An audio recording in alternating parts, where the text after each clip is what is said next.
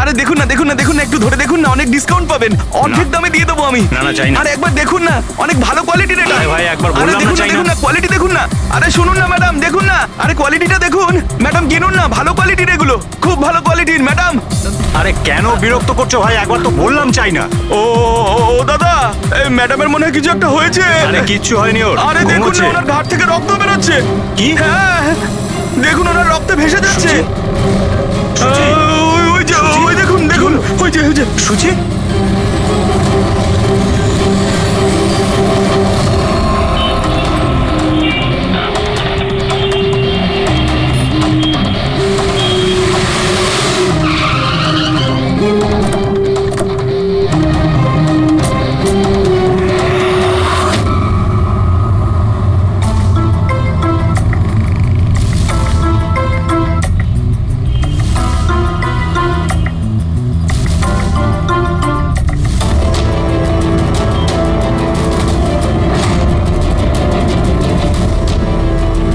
অনেক রক্ত বেরিয়েছে, মনে হচ্ছে গুলি অনেকক্ষণ আগে চলেছে।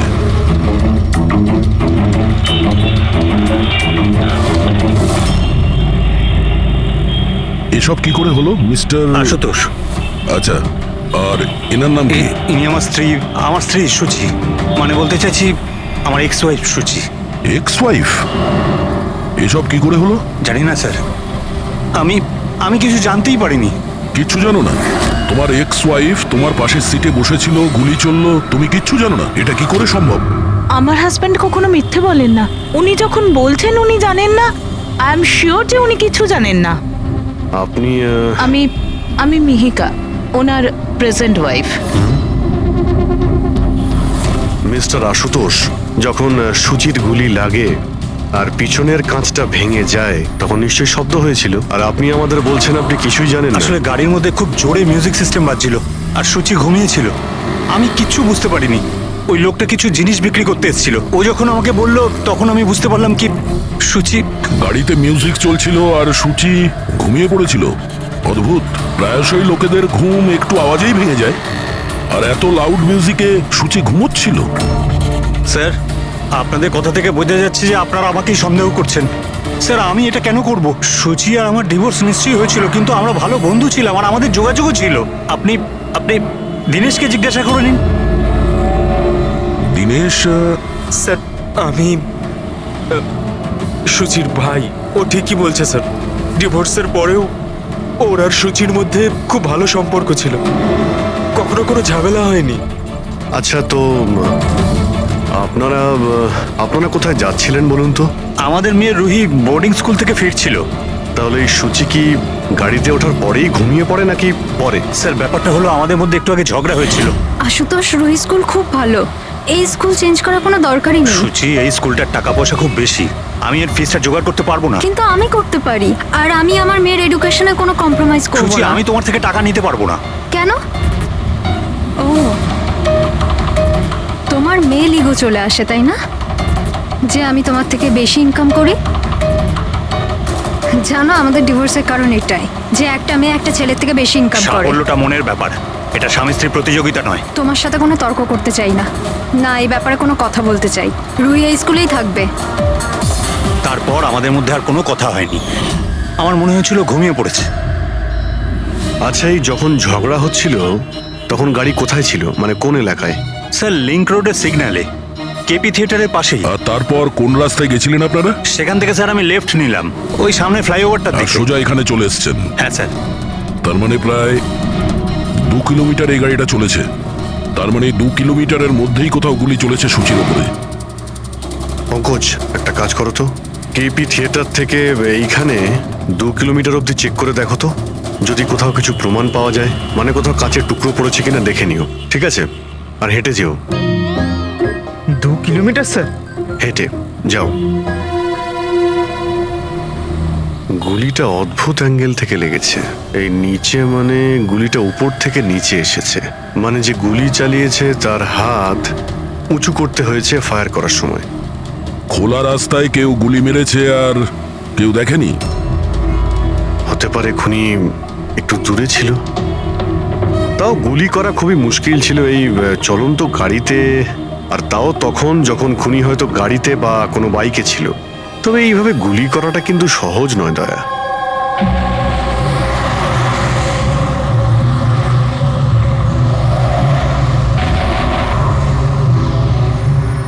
রাস্তায় কোথাও গাড়ি দাঁড় করিয়েছিলে তুমি? সিগন্যালে দাঁড়িয়েছিলাম একবার, ব্যাস, আর কোথাও নয়। যদি সিগন্যালেও কেউ গুলি চালায় কিংবা অন্য কোথা থেকেও যদি গুলি চালায়, তাহলে এম করার সময় তো টাইম লাগবে। তাহলে কেউ গুলি মারতে কাউকে দেখলো না কি করে? হ্যালো, হ্যাঁ স্যার, ঠিক আছে স্যার, আমরা পৌঁছাচ্ছি। কি হয়েছে? এসিপি স্যারের ফোন ছিল, আর একটা লাশ পাওয়া গেছে কামরি ব্রিজের নিচে।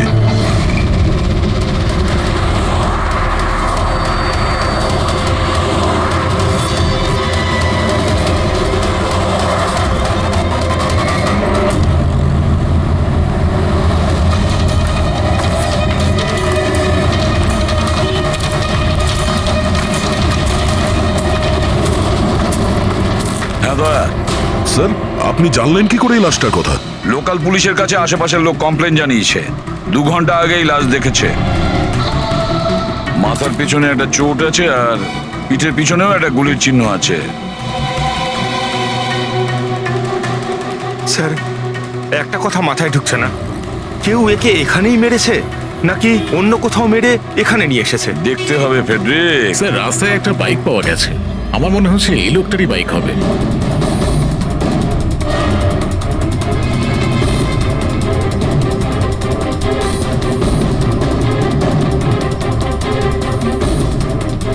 Skid mark.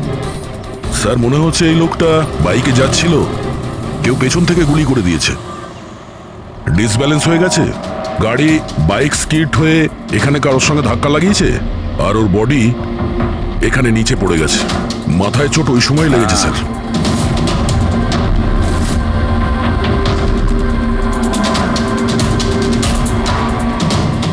স্যার, কিছুতেই বুঝতে পারছি না এই লোকটা কে। এর কোনো রকম আইডেন্টিফিকেশন নেই। আমি মিসিং পার্সনস ব্যুরোতে জিজ্ঞেস করে দেখবো কি? ফেডরিক, এত তাড়াতাড়ি কেউ মিসিং পার্সনস ব্যুরোতে রিপোর্ট করে না। একটা কাজ করো, আরটিওতে গিয়ে এই বাইকের রেজিস্ট্রেশন চেক করো। ওখানেই সমস্ত ডিটেলস পাওয়া যাবে যে মালিক কে। ওই কেসটার ব্যাপারে কি হলো কিছু জানতে পারলে? না স্যার, খুব অদ্ভুত কেস। বুঝতে পারছি না গুলি কে চালিয়েছে আর কোথা থেকে। পুরো এলাকাটা খুঁজে দেখেছি স্যার, কিন্তু কিচ্ছু পাইনি। ট্রাফিক পুলিশরা কি বলছে? স্যার, ট্রাফিক পুলিশ, ওখানে দোকানদার যারা দাঁড়িয়ে ছিল তাদের সবাইকে জিজ্ঞেস করেছি, কেউ খুনির ব্যাপারে কিচ্ছু জানে না। তাহলে সূচির ওপর গুলি চললো কোথা থেকে? দেখতে হবে। স্যার, আমি বলেছি তো আপনাদের, আমি জানি না সূচির গুলি কখন লাগলো, কিভাবে লাগলো। আশুতোষ, দীনেশ, মিহিকা, সূচির খুব কাছের না তোমরা তিনজন, কি তাই তো? তাহলে এটা বলো, সূচির মৃত্যুতে তোমাদের তিনজনের মধ্যে কার লাভ হতে পারে? তার মানে স্যার? স্যার, আমরা ওকে কেন মারতে যাব? ও স্যার, ও আমার নিজের বোন ছিল স্যার, নিজের বোন। আমি নিজের বোনকে কেন মারতে যাব? কোটি টাকা পাওয়ার জন্য। আবার কি কোটি টাকা পাওয়ার জন্য? এতে আমার কি লাভ হতো স্যার? আমার আর সুচির তো আগেই ডিভোর্স হয়ে গেছে। হতে পারে ডিভোর্সই ওই কারণটা। ডিভোর্সের পরেও আমি আর সুচি অত্যন্ত ভালো বন্ধু ছিলাম, বন্ধুর মতোই মিশতাম আমরা। এটাও তো হতে পারে যে তোমার প্রথমা স্ত্রীর সঙ্গে যে সম্পর্ক ছিল সেটা হয়তো দ্বিতীয় স্ত্রীর পছন্দ ছিল না। স্যার, আপনি এসব কি বলছেন? ওদের মধ্যে ভালো সম্পর্ক ছিল, তাতে আমার কি? ওদের দুজনকে নিয়ে আমার কোনো প্রবলেম ছিল না, আমি ইনসিকিউর নই। যদি তোমাদের তিনজনের মধ্যে কেউ সূচিকে না মেরে থাকে, তাহলে সূচিকে কে মেরেছে? কে মেরেছে? আমি বলছি আপনাকে, সূচি একটা এনজিওতে কাজ করত। ও ওখানে একজন অ্যাকাউন্টেন্টের পর্দা ফাঁস করে দিয়েছিল, কারণ ওই মেয়েটা টাকা পয়সা নিয়ে গন্ডগোল করছিল। তোমার মনে হচ্ছে শেলির হাত হতে পারে এই সবের পেছনে? ইয়েস স্যার, ওকে অনেকবার হুমকিও দিয়েছিল। স্যার, আমার তো মনে হচ্ছে কি এ কাজটা হয়তো পৃথ্বীর হতে পারে। আচ্ছা, এই পৃথ্বী কি? খুবই খুবই অসভ্য ধরনের লোক, ওই রোমিও টাইপের। সুচি পুলিশকে কমপ্লেনও করেছিল ওর বিরুদ্ধে, কিছুদিনের জন্য জেলেও গেছিল। ঠিক আছে, তোমরা তিনজন যেতে পারো। Thank you sir. Thank you thank you sir.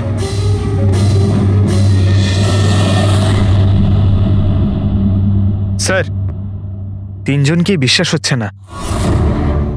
এই তিনজনের ওপর কড়া নজর রাখো।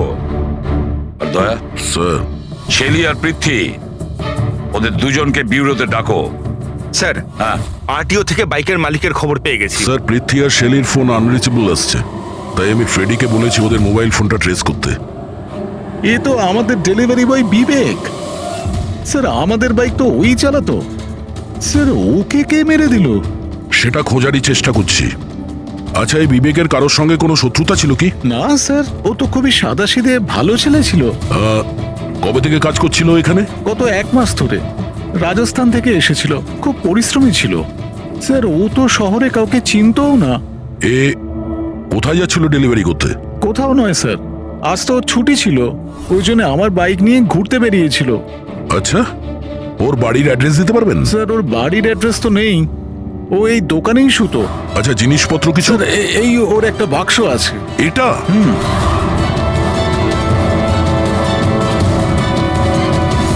স্যার, এই লোকটার বক্স আর সবকিছু চেক করলাম, তাতেই সার্কাসের প্যাম্পলেট ছাড়া কিছুই পেলাম না। হয় ও সার্কাস খুবই পছন্দ করত, না হলে নিজের ফ্রি টাইমে প্যাম্পলেট বানিয়ে টাকা রোজগার করত। এটা এমন একটা মার্ডার যাতে কোনো সাসপেক্টই নেই। আচ্ছা, বিবেকের মতো এই ধরনের গরিব লোকদের মেরে কার কি লাভ হতে পারে? সেটাই তো। আর ওদিকে সূচি, দ্বিতীয় মার্ডার, যারা সন্দেহের তালিকায় অগণিত। তাদের মধ্যে যে কেউ গাড়ির সামনে গিয়ে গুলি করে মারতে পারে সূচিকে। না বস, আই এম সরি বাট আমি তোমার সঙ্গে একমত হতে পারছি না। কোন কথা?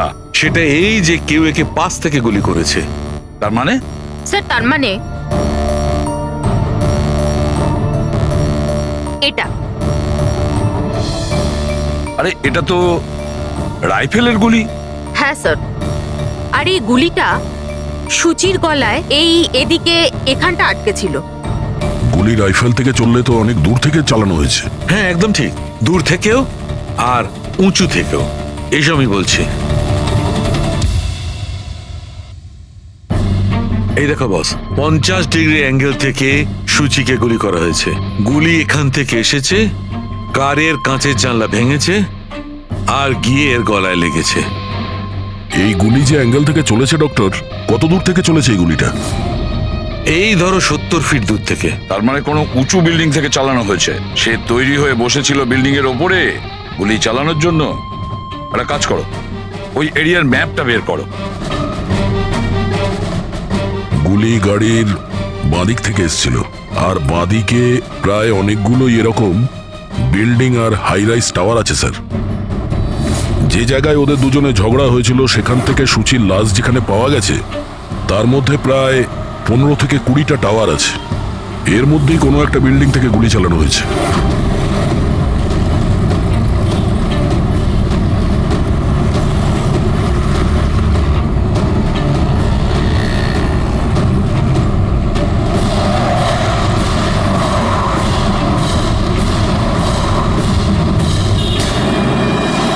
বাস ঠিক আছে।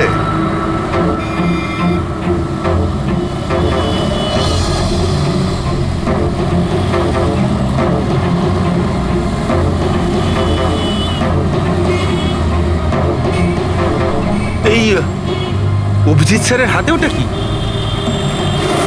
মার কাছে ফ্রেডি, ঠিক সেই হাইটে যে হাইটে সূচির গুলি লেগেছিল। আর আমার হাতে এই ডিজিটাল ডিস্টেন্স রিডার আছে। এর থেকে এই লেজার লাইট যদি ওই মার্কেট ঠিক যায় তাহলে তার মানে গুলি এখানে এই বিল্ডিং থেকেই চালানো হয়েছে। সব মাথার উপর দিয়ে গেল। ঠিক আছে, এটা এখনই করে দেখছি। হ্যাঁ দয়া, আমি তৈরি। ওকে অভিজিৎ, একটু ডান দিকে এসো, ডান দিকে। হ্যাঁ ঠিক হালকা আছে। হ্যাঁ একটু বাঁদিকে। ব্যাস ব্যাস ব্যাস, ঠিক আছে। একটু পেছনে, একটু পেছনে। দেখেছো, এই লেজার ঠিক ওই মার্কে হিট করছে না, হিট করছে না ওখানে। গুলি এখান থেকে চালাইনি স্যার। এক্স্যাক্টলি। আরে স্নাইপারের কাছে অত সময় ছিল না নিশানা ঠিক করার জন্য যখন ও সূচিকে গুলি চালিয়েছিল। একটা কাজ করি, অন্য কোনো বিল্ডিং এ যাই। ঠিক আছে, চলো।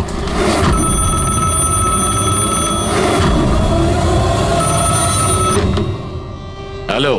হ্যাঁ হ্যালো, আচ্ছা এটা কি ফ্যান্টাসি সার্কাস জয়পুর রাজস্থানের অফিস? হ্যাঁ ঠিকই, বলুন। দেখুন, আমি মুম্বাই সিআইডি থেকে এসিপি পদ্মুমান বলছি। আপনার ওখানে কোনো বিবেক নামে কেউ কাজ করতো? হ্যাঁ হ্যাঁ, বিবেককে আমি চিনি তো। ও এই সার্কাসেই কাজ করতো। কেন, কি হয়েছে? কি কাজ করতো বলতে পারবেন আপনি? দেখুন স্যার, আপনার সঙ্গে সারাদিন ফোনে কথা বললে আমার শো ক্যান্সেল হয়ে যাবে। আমি আপনার কথা আমার মালিককে বলে দিচ্ছি, উনি আপনাকে ফোন করে নেবেন, ঠিক আছে? হ্যালো,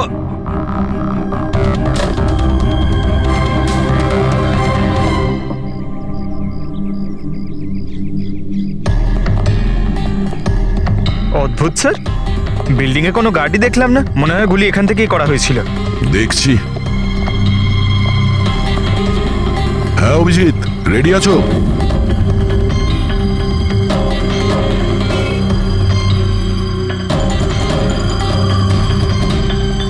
না অভিজিৎ, এখান থেকে টার্গেট ঠিকঠাক লাগছে না, একটু ডান দিকে এসো, ডান দিকে আর একটু। হ্যাঁ পারফেক্ট পারফেক্ট, এখানে। লেগে গেছে নিশানা। তার মানে হলো সূচি এখানেই ছিল যখন ওর গুলি লাগে।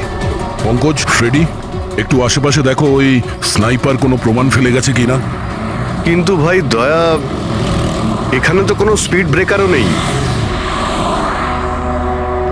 সে এমন কোন স্নাইপার হবে যে ওই বিল্ডিং এ বসে এত দ্রুত যাওয়া কোনো গাড়িতে নিশানা লাগাবে যেটা সূচির ঘাড়ে গিয়ে লাগবে? হ্যাঁ এটা তো সত্যি। আশুতোষ, যখন তোমার গাড়িটা এখানে ছিল, হ্যাঁ, তখন কোনো কারণে তোমার গাড়িটাকে স্লো করতে হয়েছিল কিংবা দাঁড় করাতে হয়েছিল, কিছু মনে আছে? হ্যাঁ স্যার, আমি যখন ড্রাইভ করছিলাম তো গাড়ির সামনে একটা ভিখারি এসে গেছিল আর আমায় ব্রেক করতে হয়েছিল। ভিখারি? হ্যাঁ কি হলো? এইদিকে কিচ্ছু নেই স্যার। কিছু নেই? ওদিকেও কিছু নেই স্যার। ওই ভিখারি দেখতে কেমন ছিল? স্যার, ওর এক হাতে তো একটা ক্রাচ ধরা ছিল, অন্য হাতে লাল পোটলা, গলায় গামছা আর মাথায় অর্ধেক টাক ছিল। অভিজিৎ, এই ফ্লাইওভারের নিচে অনেক ভিখারি থাকে, ওদের মধ্যে কেউ একজন হবে। হ্যাঁ আমি শুনলাম আশুতোষ যা বললো ভিখিরির ব্যাপারে। আমি নিচে গিয়ে দেখছি। এই কে তোমরা? কাকে জিজ্ঞেস করে ওপরে এসছো? তুমি এখানকার ওয়াচম্যান? ডিউটিতে কেন ছিলে না? আমার ইচ্ছে। এই তোমরা কে আমাকে ডিউটি শেখাচ্ছ? সিআইডি। সিআইডি? জানো তোমার জন্য এখানে একজন মহিলার খুন হয়ে গেছে? আমার জন্য খুন? কেউ এই ছাদ থেকে একজন মহিলাকে নিচে গুলি মেরেছে, কি জানো ওই ব্যাপারে?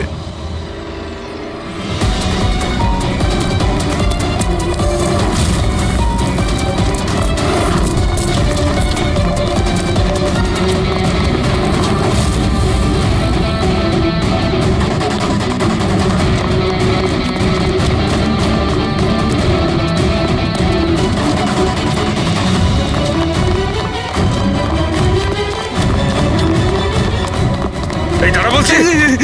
স্যার, স্যার আমি কিছু করিনি স্যার। স্যার আমাকে ছেড়ে দিন স্যার, আমি কিছু করিনি। কিচ্ছু করিসনি, কিচ্ছু করিসনি তুই। চল। আমি ভয় পেয়ে গেছিলাম স্যার। কেন ভয় পেয়েছিলি? কি জানিস এই খুনের ব্যাপারে?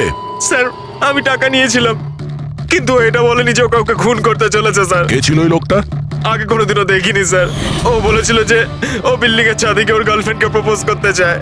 স্যার ও 2 ঘন্টার জন্য 15,000 টাকা দিয়েছিল স্যার। আমি তো এত টাকা এক মাসেও কামাইনি স্যার কোনোদিনও। স্যার ও হেলমেট পরেছিল আর চোখে চশমাও ছিল।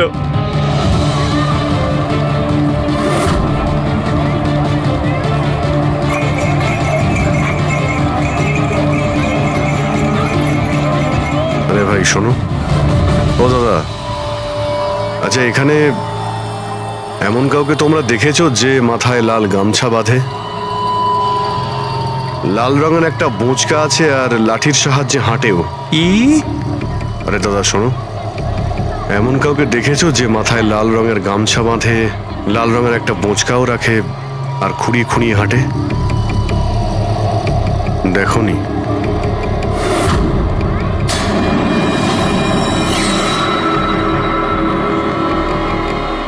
আরে ভাই শোনো,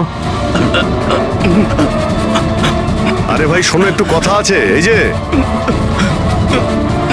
আরে এই, কি করছো ভাই? দাঁড়াও, আরে ভাই দাঁড়াও।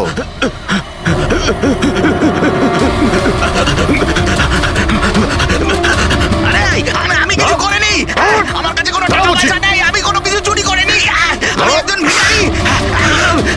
আরে ছেড়ে না তুই আমাকে। ল্যাংড়া সাজার নাটক করছিস? তুই জানিস ল্যাংড়াদের কতটা কষ্ট হয়? আরে কতবার করে বলবো, আমার কাছে কিছু নেই, আমি রাস্তার ভিখারি, আমি সত্যি বলছি। এই, তুই সেদিন ইচ্ছে করে লাল গাড়ির সামনে পড়েছিলি না? কোন লাল গাড়ি? আমি কোনো লাল গাড়ির সাথে আসিনি তো। স্যার এটা কি গুন্ডামি হচ্ছে? আপনি ওকে ছেড়ে দিন, এটা কিন্তু ঠিক হচ্ছে না, আমি বলে দিচ্ছি কিন্তু। এই, সর। আমি সিআইডি থেকে। আরে আমি কোথায় পালাচ্ছিস? দাঁড়া। ভদ্রভাবে বলে দে, না হলে আমি রেগে গেলে কিন্তু এর ফল খুবই খারাপ না, হবে। স্যার, আপনি যদি সত্যি সিআইডির লোক হন, আমি সব বলছি। একটা লোক আমাকে টাকা দিয়েছিল এসব করার জন্য, আর ও বলেছিল যে যখনই একটা লাল গাড়ি আসবে তার সামনে পড়ে যেতে, তাই আমি করেছিলাম স্যার। তুই কি করে জানলি যে লাল গাড়ি কখন আসবে? ওই ছাদে একটা লোক দাঁড়িয়ে আমাকে ইশারা করছিল, ওই রকমই। ও যে ইশারা করবে আমি তখনই লাল গাড়ির সামনে উল্টে পড়ে যাব। প্ল্যান ছিল স্যার। জানিস একটা মহিলার খুন হয়ে গেছে তোর এই প্ল্যানের জন্য? সাহেব আমাকে ক্ষমা করে দিন, দেখুন আমি রাস্তার একজন ভিখারি। ঠিক আছে, তুই এটা বল ওই লোকটা দেখতে কেমন ছিল? ওই স্যার, ও হেলমেট পরেছিল, মোটরসাইকেলে এসেছিল, আমি তো ওর মুখটা দেখতেই পাইনি। আরে ভাই কিছু তো দেখেছিলি, কিছু তো শুনেছিলি। ওর একটা ফোন এসেছিল, ফোনে বলছিল যে তাড়াতাড়ি দেখা করতে এসো, আর উত্তরে বললো যে আমি ওখানে পৌঁছচ্ছি। কোথায় কোথায় পৌঁছতে বলছিল, তোর মনে আছে কিছু? হ্যাঁ, মনে পড়েছে, ভান্ডুপ মিল। ভান্ডুপ মিল। ভান্ডুপ মিল। আচ্ছা ঠিক আছে, ঠিক আছে, ফিরে এসো, আমি স্যারকে ইনফর্ম করছি। Okay sir. হ্যাঁ অভিজিৎ ভান্ডব মিল থেকে ফিরে আসছে। ও বলছে যে মিল একদম ফাঁকা পড়ে আছে, কোনো প্রমাণই ওর হাতে পড়েনি। খুনি তো ওখান থেকেই পালিয়ে গেছে। হতে পারে অভিজিৎ পৌঁছানোর আগেই ওখান থেকে ও পালিয়ে গেছে। পঙ্কজ, হ্যাঁ স্যার। পঙ্কজ একটা কাজ করো, যখন সুচির গুলি লেগেছিল ঠিক ওই সময়ে ওই এরিয়াতে কতগুলো মোবাইল অ্যাক্টিভ ছিল খোঁজ নাও। স্নাইপারের ফোন ওদের মধ্যেই কারোর হবে। স্যার। হ্যাঁ হ্যাঁ পঙ্কজ, এটাও দেখো ওর মধ্যে কতজন লোক ভান্ডুপ মিলে গেছিল। স্যার,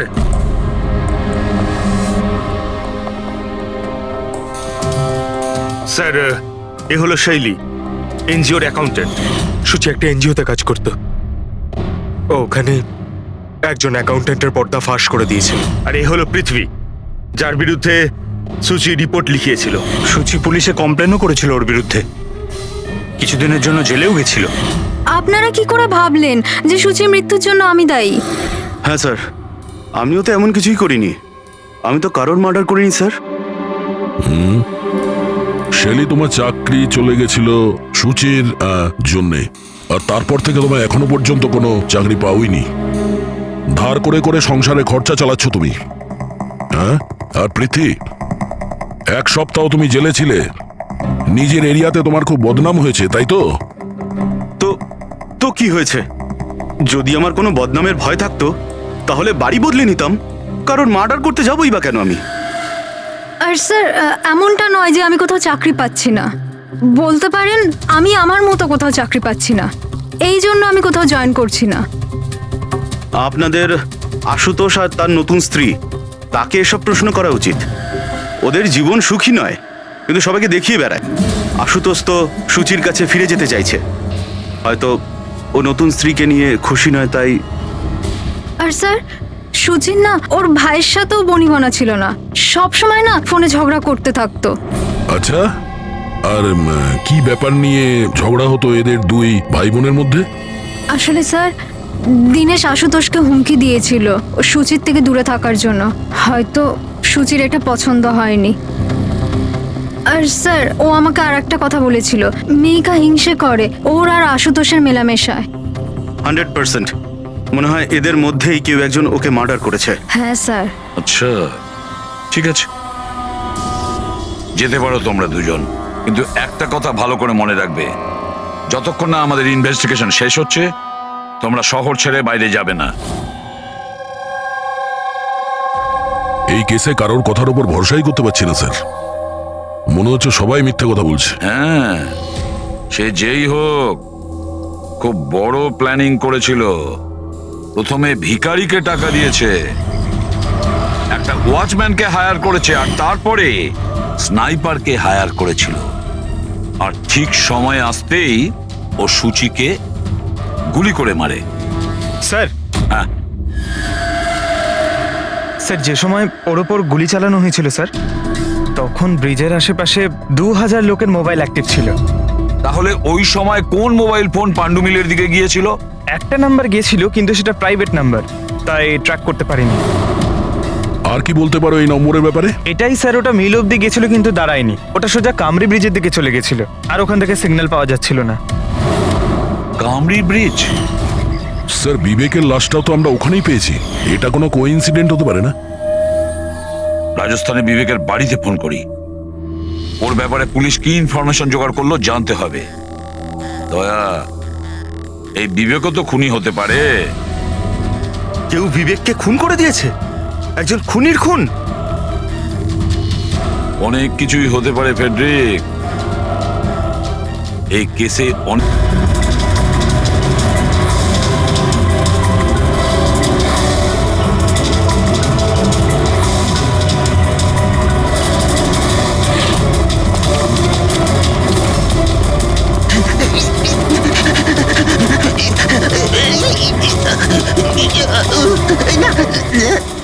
আরে তুই বারবার পালাস কেন? হ্যাঁ, বারবার আপনারা আমার পিছনে পড়ে আছেন কেন? পিছনে তোর পড়ে সঙ্গে আছেন কথা কেন? আছে। আমি কিছু কথা বলতে চাই না। অনেক হয়ে গেছে স্যার, আপনারা আমাদের এইভাবে বিরক্ত করতে পারেন কেউ না। তোমাদের জ্বালাতন করছে না, আমরা নিজেদের কাজ করছি, যাও। কিছু শুনতে চাই না, যান এখান থেকে। আরে একজনের খুন হয়েছে, তোমরা কি বুঝতে পারছো না? তা কি হয়েছে? আমরা কি খুন করেছি নাকি? হ্যাঁ, আমরা গরিব মানুষ, ভিক্ষা করে খাই, তার মানে কি আপনারা আমাদের উপর দোষ দিয়ে দেবেন? হ্যাঁ, দেখুন না।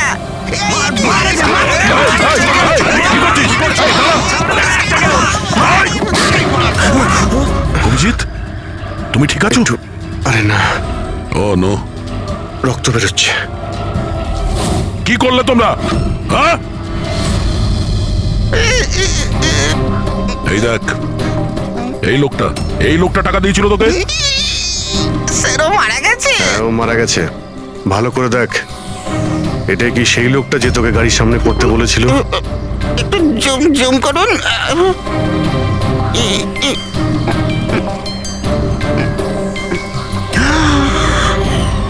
এমন ঘড়ি তো ও পড়েছিল। হতে পারে যে লোকটা একে টাকা দিয়েছে সেই প্রমাণটা লোপাট করার জন্য ওকেও মেরে দিয়েছে। চালায় বললাম আমি, ধরেছে তো চাকরি। হ্যাঁ পঙ্কজ, হ্যাঁ, আচ্ছা, ও ঠিক আছে, ঠিক আছে, ওকে ওকে, থ্যাংক ইউ। পঙ্কজের ফোন ছিল, বলছিল যে বিবেক রাজস্থানে কোনো সার্কাসে কাজ করত, নিশানাবাদ ছিল। 1 মাস আগে ও সার্কাসের চাকরি ছেড়ে দিয়েছিল, বলেছিল মুম্বাইতে একটা বড় চাকরি পেয়েছে ও। আর হ্যাঁ, যাওয়ার সময় ওই রাইফেলটা ওটাও চুরি করে নিয়ে গেছিল। রাইফেল চুরি করে এনেছিল? হয়তো সুচির সুপারি নিয়ে এখানে এসেছিল, আর দোকানে এই জন্য কাজ করতো যাতে ওকে কেউ সন্দেহ না করে। হ্যাঁ, আর এই পুরো ষড়যন্ত্রের যে মাস্টার মাইন্ড, সে নিশ্চয়ই রাজস্থানে গেছিল বিবেককে সুপারি দেওয়ার জন্য। কে হতে পারে এই মাস্টার মাইন্ড, যাকে চোখের সামনে দেখেও ধরতে পারছি না?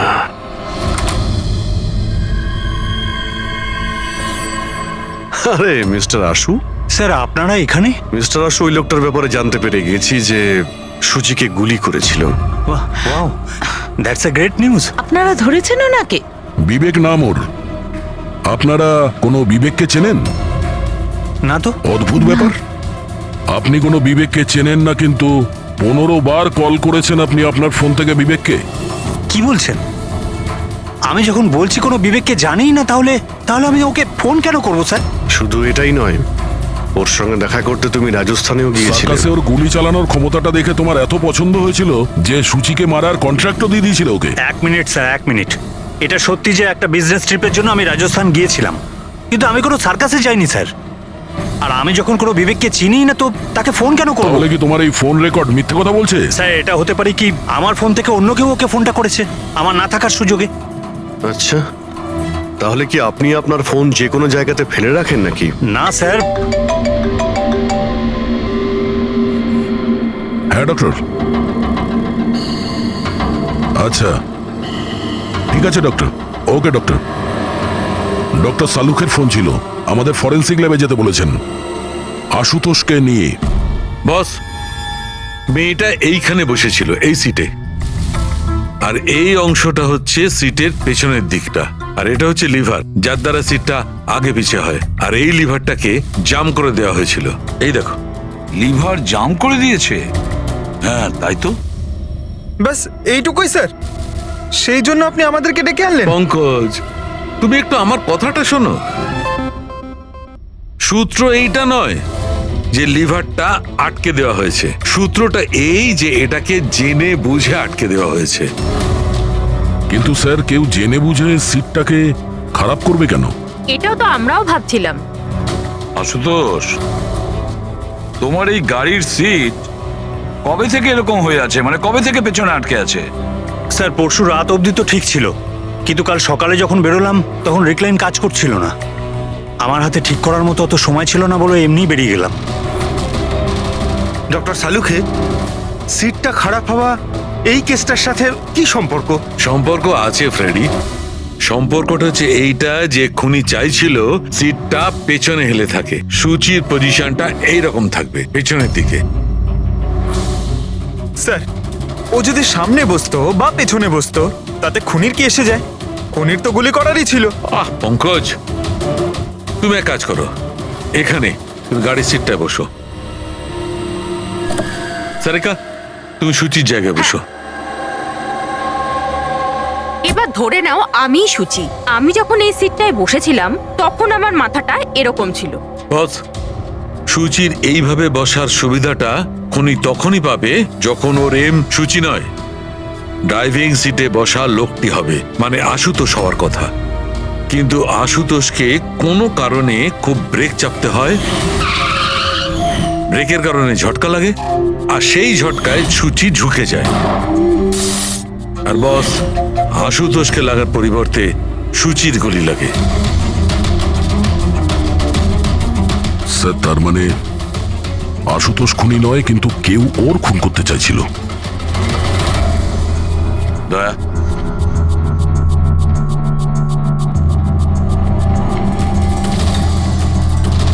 আশুতোষ। হ্যাঁ স্যার। তুমি একটা কথা বলো, তোমার কি কোনো শত্রু আছে? এমন কোনো শত্রু যে তোমাকে প্রাণে মেরে ফেলতে চায়? ভেবে চিনতে বলো, ভাবো। না স্যার, আমার কারোর সাথে কোনো শত্রুতা নেই।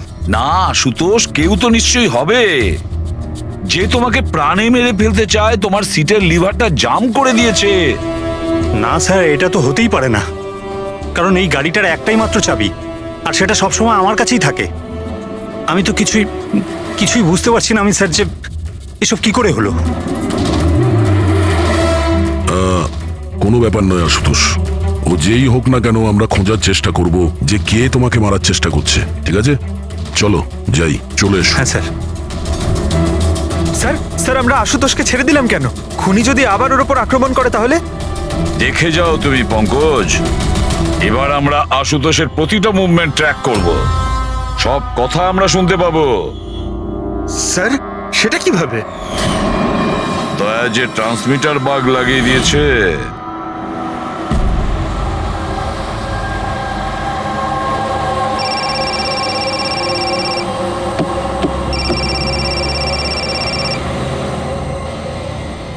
হ্যালো, হ্যাঁ বলো। আচ্ছা, ওকে চলে এসো বাড়িতে। ওখানে? কিন্তু ওই জায়গাটা তো বন্ধ না? ঠিক আছে, আসছি।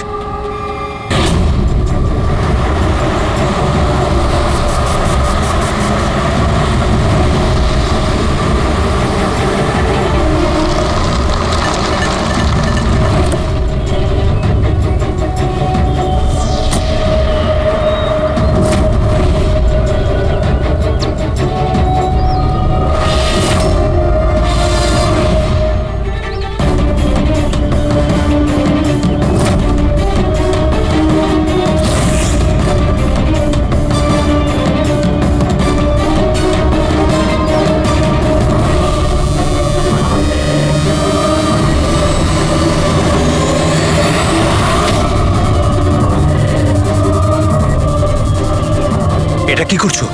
গান? মাই গড, গুলির আওয়াজ পেলাম দয়া। তাড়াতাড়ি চলো, আবার একটা যেন খুন না হয়। স্যার এই তো আমরা পৌঁছচ্ছি। স্যার হ্যাঁ, আমাদের যে এই সাসপেক্ট আছে, এক্ষুনি খবর পেলাম যে ও রাজস্থান গিয়েছিল আশুতোষকে ফলো করতে করতে। ও তো আশুতোষের খুব কাছের লোক ছিল।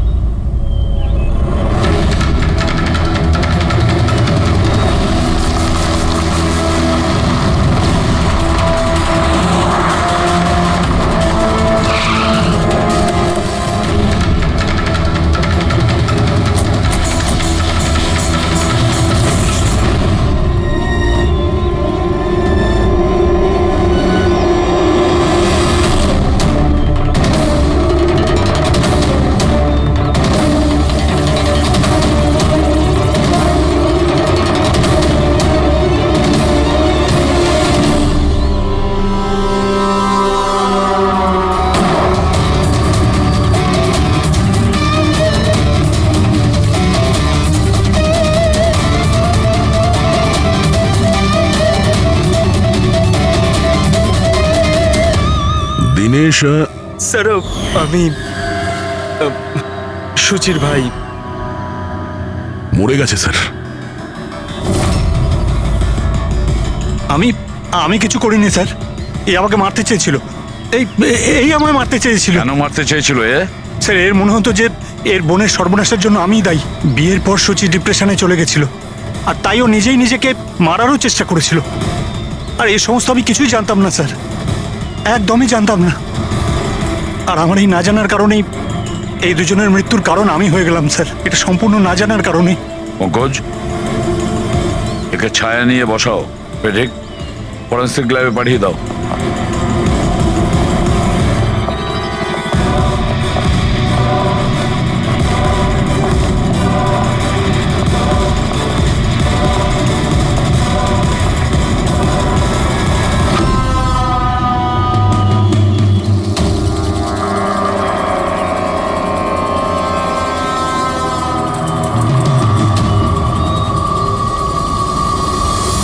গল্পে একটা নতুন টুইস্ট।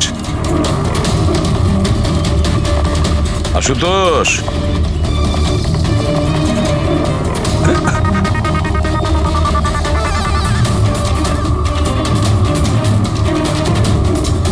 এটা কি চেনো? না স্যার, আমি ঠিক জানি না। জানো না? এক্ষুনি জেনে যাবে। পঙ্কজ, চেক করো ওকে। কিন্তু কেন?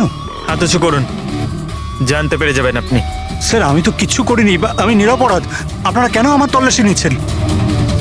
আমার কথা বিশ্বাস করুন স্যার, আমার কাছে কিচ্ছু।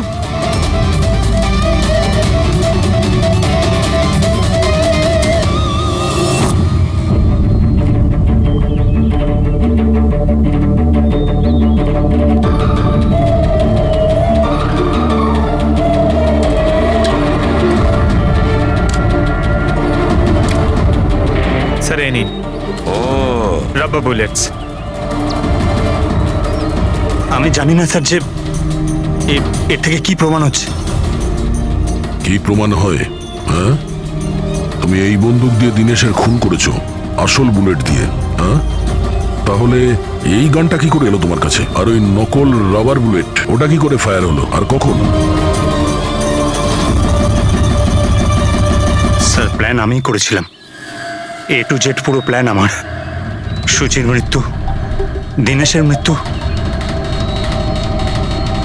আর ওই প্ল্যানটাও এই জন্য যে আপনাদের মনে হয় যে সুচির মৃত্যুটা ভুল করে হয়েছে, কিন্তু আসল টার্গেট আমিই ছিলাম। আর আপনাদের সন্দেহ যাতে দিনেশের উপর যায়। কিন্তু সমস্ত প্ল্যানটা নষ্ট হয়ে গেল, সবকিছু জ্বলে গেল। কেন মেরেছো তুমি সুচিকে? সুচিকে মেরে তুমি কি পেলে? সুচি আমার মেয়ে রুহিকে নিয়ে চিরকালের জন্য দেশ ছেড়ে চলে যেতে চেয়েছিল, আর এই কথাটাও আমার কাছে লুকিয়েছিল। আপনারাই বলুন স্যার, আমার একমাত্র মেয়েকে নিজের থেকে দূর কিভাবে করতে দিতাম।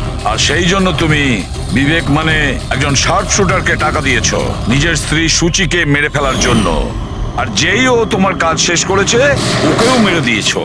তুমি দিনেশকে কি এমন কথা বলেছিলে যে ও মারার জন্য তোমাকে এখানে চলে এলো? আমি আমার ওয়াইফকে দিনেশের কাছে পাঠালাম। কি? হ্যাঁ দিনেশ, আমি এক্ষুনি জানতে পারলাম যে আশুতোষই তোমার বোনকে মেরেছে আর ও তোমাকেও মারতে চায়। না না, আমি ওকে ছাড়বো না, মেরেই ফেলবো আমি ওকে। দিনেশ পাগল হয়ে গেছো নাকি? খুন করবে তুমি? ও আমার বোনকে মেরে ফেলেছে, আমি ওকে ছাড়বো না। আমার বোনকে এভাবে মেরে ফেলার আগেও একবারও ভাবলো না। না, যাই হয়ে যাক না কেন আমি ওকে ছাড়বো না, দিনেশ, আমি ওকে কিছুতেই দিনেশ, ছাড়বো না। দাঁড়াও, আমার কথা শোনো। আর সুযোগ পেয়ে ওর বন্দুকটা বদলে দিল। তাহলে দিনেশ তোমার উপর যে গুলিটা চালাচ্ছিল সেটা নকল ছিল? হ্যাঁ, মারপিটের সময় আমি ওই গানটা বদলে দিয়েছিলাম যাতে আপনাদের মনে হয় কি আত্মরক্ষার জন্য আমি দিনেশকে মেরেছিলাম, আর আপনাদের সামনে আমি নিরপরাধ বলে সাব্যস্ত হই। কি রেখে গেলে তোমার ছেলের জন্য? না মা না বাবা। ওই সন্তানকে পাওয়ার জন্য তুমি ওরই মাকে মেরে ফেলেছো, আর এই অপরাধে তুমিও আজীবন জেলের গড়াদের পেছনে থাকবে। বলো আশুতোষ, কি পেলে তুমি নিজের ছেলেকে এভাবে অনাথ করে? কি পেলে?